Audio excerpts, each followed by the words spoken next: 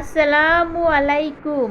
আমি শখ করে আমার বেলকনিতে একটা করলা গাছ লাগিয়েছিলাম। আলহামদুলিল্লাহ, গাছে অনেকগুলা করলা ধরেছে। আজকে আমি সবগুলি করলা তুলে নিলাম। এখন আমি করলাগুলি ভালো করে ধুয়ে কেটে নিব। এই যে আমার করলাগুলি কাটা হয়ে গেছে।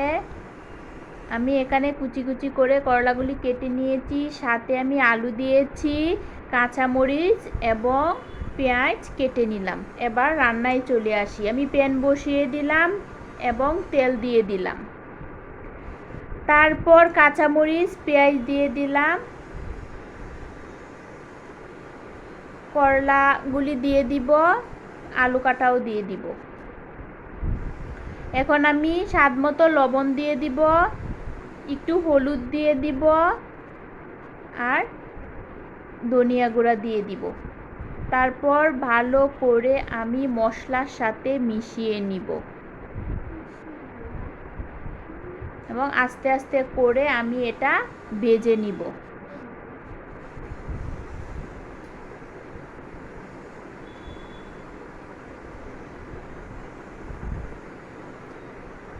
লাল লাল না হওয়া পর্যন্ত আমি করলাটা ভাজতেই থাকব। এইভাবে করলা ভাজি করলে করলা একদম তিতা লাগে না।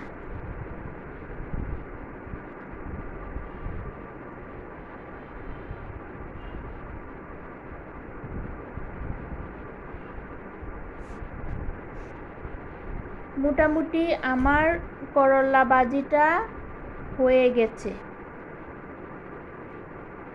এখন এটা গরম ভাত দিয়ে খাওয়ার জন্য পরিবেশন করব। সবাই ভালো থাকবেন, সুস্থ থাকবেন। আল্লাহ হাফেজ।